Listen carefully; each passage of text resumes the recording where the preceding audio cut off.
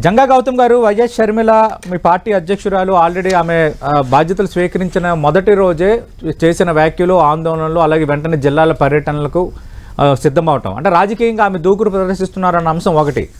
కానీ చంద్రబాబుని సీఎం చేయడానికి వైఎస్ షర్మిల వచ్చారు, ఆమె టార్గెట్ చంద్రబాబుని సీఎం చేయటమే అంటూ వైఎస్ఆర్ కాంగ్రెస్ పార్టీ ఆరోపణలు చేస్తోంది.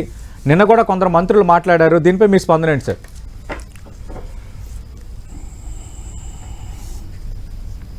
గౌతమ్ గారు, మీ ఆడియో మ్యూట్లో ఉంది సార్, ఒకసారి చెక్ చేయండి.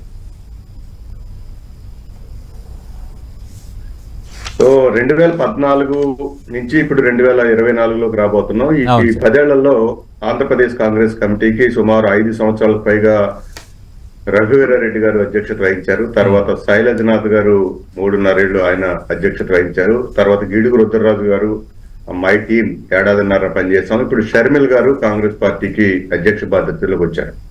2014 నుంచి 2023 దాకా కాంగ్రెస్ పార్టీ యొక్క విధానాలు ఏమున్నాయో, కాంగ్రెస్ పార్టీ యొక్క నెరేషన్ ఏదైతే ఉందో ప్రజలకు చెప్పే అంశం, ఆ అంశాన్ని ఈవేళ షర్మిల గారు చాలా అగ్రెసివ్ గా తీసుకెళ్తా ఉన్నారు.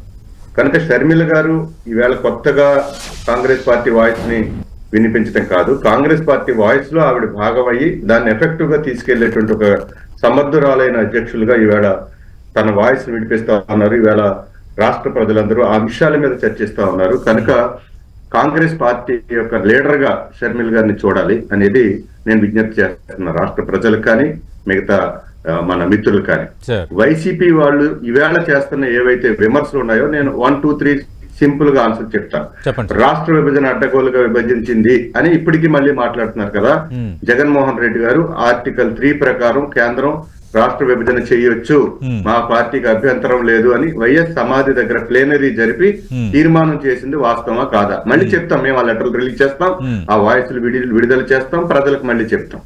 2, ప్రత్యేక హోదా అంశం మీద జగన్మోహన్ రెడ్డి గారు ఏమేమి మాట్లాడారు ప్రతిపక్షంలో ఉన్నప్పుడు అనేది కూడా మేము మళ్ళీ మీ ప్రజలకి 4 కోట్ల 5 కోట్ల మంది ప్రజలకు చెప్పబోతా ఉన్నాం. 1, ప్రత్యేక హోదా అంశాన్ని చట్టంలో పెట్టలేదని తెలుగుదేశం, బీజేపీ ఆ రోజు విమర్శలు చేస్తే కాంగ్రెస్ మీద కానీ, ఇదే ప్రతిపక్షంలో ఉన్నటువంటి జగన్మోహన్ రెడ్డి గారు చట్టంలో పెట్టాల్సిన అవసరం లేదు, ఎగ్జిక్యూటివ్ ఆర్డర్ ద్వారా ప్రత్యేక హోదా అమలు చేయొచ్చని మాట్లాడింది వాస్తవమా కాదా వైసీపీ నాయకులు చెప్పాలి. 3, వైసీపీ నాయకులు ఇంకొక ఆర్గ్యుమెంట్ చేస్తున్నారు. రాజశేఖర్ రెడ్డి గారిని కేసుల్లో ఇరికించినటువంటి కాంగ్రెస్ పార్టీలోకి ఎలా వెళ్తుంది షర్మిల గారని నేను ఇప్పుడే మీ దగ్గర అవసరమైతే మీరు అనుమతిస్తే ఇంకొక వీడియో చూపిస్తాను. రాజశేఖర రెడ్డి గారు చనిపోయిన తర్వాత ఆయన ఫోటో పెట్టుకుని దండ వేసి పక్కన కూర్చుని జగన్మోహన్ రెడ్డి గారు ఏం మాట్లాడారో నేను ఇప్పుడు చెప్తాను. ఏమిటంటే ఆయన మాట్లాడింది, మా నాన్న ఆశయం రాష్ట్రంలో ఆ రోజు ఉమ్మడి ప్రదేశ్ లో 42 ఎంపీ స్థానాలు గెలిచి కేంద్రంలో కాంగ్రెస్ ప్రభుత్వాన్ని ఏర్పాటు చేసి శ్రీ రాహుల్ గాంధీ గారిని ప్రధాన చేయటమే మా నాన్న లక్ష్యం. ఆ ఆశయం కోసం నేను పనిచేస్తానని జగన్మోహన్ రెడ్డి గారు స్వయంగా రాజశేఖర రెడ్డి మరణాంతరం చెప్పారు. ఆ వీడియో కావాలంటే మీరు అనుమతిస్తే నేను చూపిస్తాను. సో ఇప్పుడు చెప్పండి, 2014 నుంచి 2024 దాకా కాంగ్రెస్ పార్టీ అనుసరించిన విధానాలు కానీ, లేదా జగన్మోహన్ రెడ్డి గారు మార్చుకుంటున్నటువంటి మాట తీరులు కానీ, వాళ్ళ విమర్శలు కానీ చాలా దారుణంగా అబద్ధాలతో, గోబెల్స్ ప్రచారంతో వాళ్ళకి ఛానల్ ఉందని, పత్రిక ఉందని తప్పుడు ఆరోపణలు చేస్తా ఉన్నారు. కాంగ్రెస్ పార్టీగా ఒకటే చెప్తున్నాం, మేము ఒక బాధ్యతాయుతమైన జాతీయ పార్టీగా రాష్ట్ర ప్రజల హక్కుల కోసం, రాష్ట్ర ప్రజల కోసమే మేము పనిచేస్తాం. షర్మిల్ గారు కూడా వ్యక్తిగత ఎజెండాలు లేవు మాకు. మేము చెప్పాం, రాష్ట్ర విభజన జరిగినప్పుడు రాష్ట్ర విభజన చేసింది కాంగ్రెస్ అనే బాధ ఆంధ్రప్రదేశ్ లో ఉండేటువంటి ప్రజల్లో ఉంది. ఆ బాధ, ఆ ఎమోషన్ నుంచి కాంగ్రెస్ పార్టీకి ప్రజలు దూరం అవుతున్న టైంలో రాజశేఖర రెడ్డి గారి మరణం తర్వాత ఆ భావోద్వేగాల్లో జగన్మోహన్ రెడ్డి గారు ఒక కొత్త పార్టీ పెట్టి ఈ 2 భావోద్వేగాలని తన వైపు మళ్లించుకోవటానికి ఆడాల్సిన అబద్ధాలన్నీ వాడి 2014లో కూడా జగన్మోహన్ రెడ్డి గారు అధికారంలోకి రాలా. చంద్రబాబు నాయుడు గారు చాలా తప్పులు చేసి ప్రత్యేక హోదా మీద విఫలమైతే, అనేక కేంద్రంతో పోరాటంలో విఫలమైతే రాష్ట్ర ప్రజలు మళ్ళీ జగన్మోహన్ రెడ్డి గారికి అవకాశం ఇచ్చారు.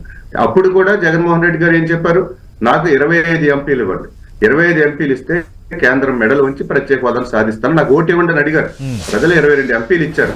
ఇచ్చిన తర్వాత ఈ 5 నెలల్లో తేలింది ఏంటంటే జగన్మోహన్ రెడ్డి తన వ్యక్తిగత స్వార్థం కోసం, తన అవసరాల కోసం, రాష్ట్ర ప్రయోజనాలు కాదండి, తన వ్యక్తిగత స్వార్థం కోసం 5 కోట్ల ఆంధ్రప్రదేశ్ ప్రజల హక్కుల్ని తాకట్టు పెట్టి మోడీ దగ్గర మెడలు ఉంచారని రాష్ట్ర ప్రజలందరూ ఇవాళ భావిస్తా ఉన్నారు. కాంగ్రెస్ పార్టీ అన్ని అంశాలని మాట్లాడుతా ఉంది, కేవలం జగన్మోహన్ రెడ్డి గారిని మాట్లాడలేదు, చంద్రబాబు నాయుడు గారు అనుసరించిన రాజకీయ విధానాన్ని మాట్లాడుతోంది, బీజేపీ 10 ఏళ్ల నుంచి ఆంధ్రప్రదేశ్ చేసిన ద్రోహాన్ని మాట్లాడుతా ఉంది. కనుక బీజేపీ అంటే బాబు, జగన్, పవన్ అనే ఒక స్పష్టమైన రాజకీయ అంశాన్ని ప్రజల ముందు చెప్తుంది. దీని మీద ప్రజల్ని మీరు ఏమైనా ఎడ్యుకేట్ చేయగలుగుతారా, లేకపోతే ఏమైనా చెప్తారో చెప్పండి తప్ప షర్మిల గారిని వ్యక్తిగతంగా టార్గెట్ చేయటం, షర్మిల గారి కుటుంబ విషయాలు తీసుకురావటం, షర్మిల గారి పెళ్లి విషయాలు తీసుకురావటం, షర్మిల గారి వేరే అంశాలను తీసుకుని వచ్చి అవమానం చేయటం, ఖచ్చితంగా ఇది మహిళా లోకాన్ని అవమానం చేయటం. ఫైనల్ గా ఒకే పాయింట్ సతీష్ గారు, చెప్పండి సార్. మహిళలకి ఎవరికి లేని, ఒక మగవాళ్ళకి లేని ఒకే ఒక అవకాశం మహిళలకు ఉంది, అది పుట్టినిల్లు మెట్టినిల్లు. వాళ్ళు ఒక ఇంట్లో పుడతారు, ఇంకొక ఇంట్లో పెళ్లి చేసుకుంటారు, ఒక ఊర్లో పెడతారు, ఇంకో ఊర్లో పెళ్లి చేసుకుంటారు, ఒక రాష్ట్రంలో పుడతారు, ఇంకో రాష్ట్రంలో పెళ్లి చేసుకుంటారు. కనుక మహిళల హక్క ఆ రకమైనటువంటి జీవనాన్ని గౌరవించలేనటువంటి సంస్కృతి ఈవేళ వైసీపీ నాయకులు మాట్లాడుతా ఉన్నారు. నేను స్పష్టంగా చెప్తున్నాను, మీరు ఇదే ఆర్గ్యుమెంట్ చెప్తే ఆంధ్రప్రదేశ్ లో ఉండే 5 కోట్ల మంది మహిళల్లో సగం మంది మహిళలు ఉన్నారు. వాళ్ళ విషయం గుర్తుపెట్టుకోండి. మహిళల్ని అవమానం చేసే వ్యాఖ్యలు గానీ రాజకీయాలు గానీ మాట్లాడొద్దని హెచ్చరిస్తా ఉన్నారు. Right right. కాకమాన్ రాజశేఖర్ గారు వర్షం తీసుకునే ముందు ఇందాక నుంచి చాలాసేపు నుంచి వెయిట్ చేస్తున్నారు రామకృష్ణ ప్రసాద్ గారు, టీడీపీ సీనియర్ నేత. ఒక్క నిమిషం రాజశేఖర్ గారు ఒక్క నిమిషం సార్. నేను ఒక్కటి చెప్తున్నాను సార్, షర్మిల గారు కాంగ్రెస్ కళ్ళద్దాలు తీసి చూస్తే అభివృద్ధి అనేటువంటిది, సంక్షేమ కార్యక్రమాలు అనేటువంటిది కనబడతాయి అనేటువంటిది నా యొక్క ఆలోచన. ఆల్రెడీ కాంగ్రెస్ కళ్ళద్దాలు పెట్టేసుకున్నారు, ఇంకా ఆమె ఎలా తీస్తారు? గౌతమ్ గారు, సతీష్ గారు, చూడాలి అభివృద్ధి చూడాలంటే, సంక్షేమ కార్యక్రమాలు చూడాలంటే నేను 2-3 ప్రశ్నలు అడిగాను, వారి యొక్క ఒక్కదానికి కూడా సమాధానం చెప్పలా. ఆంధ్ర రాష్ట్ర విభజన చేయమని ఆర్టికల్ 3 ప్రకారం వైసీపీ ఒక తీర్మానం చేశారు. ఆ తీర్మానమే కేంద్ర హోంశాఖ మంత్రికి ఇచ్చారు, హోం డిపార్ట్మెంట్ కి ఇచ్చారు. అది కాదని చెప్పట్లా. కనుక రాష్ట్ర విభజన వాళ్ళు బాధ్యులు. రెండో బాధ్యులు రాజశేఖర్ రెడ్డి గారు చనిపోయిన తర్వాత మీరే చెప్పారు కదా మధ్యలో అంతరాయం వద్దని, మీరే చెప్పారు కదా రాజశేఖర్ గారు మధ్యలో అంతరాయం వద్దు. చూపించండి మీరు. రాజశేఖర్ రెడ్డి గౌతమ్ గారు కామెంట్ లెటర్ లో మేము ప్రెస్ మీట్ పెట్టి ఆ రోజు వైసీపీ చేసిన తీర్మానం రిలీజ్ చేస్తామండి, తొందర ఏం లేదు. షర్మిల గారి చేత లేకపోతే మా పార్టీ ఇన్ఛార్జ్ చేత మేము రిలీజ్ చేస్తాం, తొందర పడకండి. రెండవది, రాజశేఖర్ రెడ్డి గారు చనిపోయిన తర్వాతే జగన్మోహన్ రెడ్డి గారు రాహుల్ గాంధీని ప్రధానం చేయాలి, మా నాన్న కళ అది నా ఆశయం అని ప్రకటించిన అంశాన్ని కూడా మేము రిలీజ్ చేస్తాం, తొందర దాని మీద కూడా